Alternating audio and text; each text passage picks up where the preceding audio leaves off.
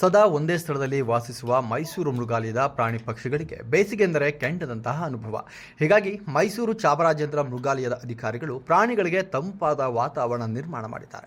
ಈ ಬಾರಿ ಮೈಸೂರಿನಲ್ಲಿ ದಾಖಲೆ ಮಟ್ಟದಲ್ಲಿ ಉಷ್ಣಾಂಶ ಏರಿಕೆಯಾಗಿರುವುದನ್ನು ಮನಗಂಡಿರುವ ಝೂ ಅಧಿಕಾರಿಗಳು ಪ್ರಾಣಿ ಪಕ್ಷಿಗಳ ಜೊತೆಗೆ ಪ್ರವಾಸಿಗರಿಗೂ ತಂಪಾದ ಅನುಭವ ನೀಡುವ ಪರಿಸರ ಸ್ನೇಹಿ ಸೌಲಭ್ಯ ಕಲ್ಪಿಸಿದ್ದಾರೆ.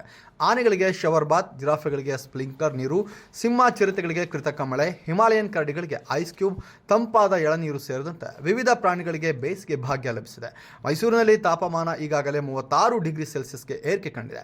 ಬೇಸಿಗೆ ಬಂದರೆ ಸಾಕು, ಮನುಷ್ಯರೇ ಸೂರ್ಯನ ಶಾಖಕ್ಕೆ ಬಸವಳಿಯುತ್ತಾರೆ. ಹೇಗಿರುವಾಗ ಮೂಕ ಪ್ರಾಣಿಗಳ ಕತೆ ಹೇಳುತ್ತಿರುತ್ತೋ. ಇದನ್ನು ಅರಿತುಕೊಂಡೇ ಮೃಗಾಲಯದ ಸಿಬ್ಬಂದಿ ಪ್ರತಿದಿನ ಸ್ಪ್ರಿಂಕ್ಲರ್ ಮೂಲಕ ನೀರಿನ ಪ್ರಾಣಿಗಳ ಮೇಲೆ ಸಿಂಚನ ಮಾಡುತ್ತಿದ್ದಾರೆ. ಆ ಮೂಲಕ ಪ್ರಾಣಿಗಳು ಮತ್ತು ಅವುಗಳ ಮನೆಯ ಅಥವಾ ಗೂಡಿನ ವಾತಾವರಣ ತಂಪಾಗಿರುವಂತೆ ನೋಡಿಕೊಳ್ಳಲಾಗ್ತಿದೆ. ಮೈಸೂರಷ್ಟೇ ಅಲ್ಲದೆ ರಾಜ್ಯದ ಎಲ್ಲ ಮೃಗಾಲಯಗಳಲ್ಲಿಯೂ ಕೂಡ ಬೇಸಿಗೆಯಲ್ಲೂ ಪ್ರಾಣಿಗಳನ್ನು ಕ್ರಿಯಾಶೀಲತೆಯಿಂದ ಇರಿಸಲು ಎಳನೀರು, ಹಣ್ಣುಗಳನ್ನು ಒದಗಿಸಲಾಗ್ತಿದೆ.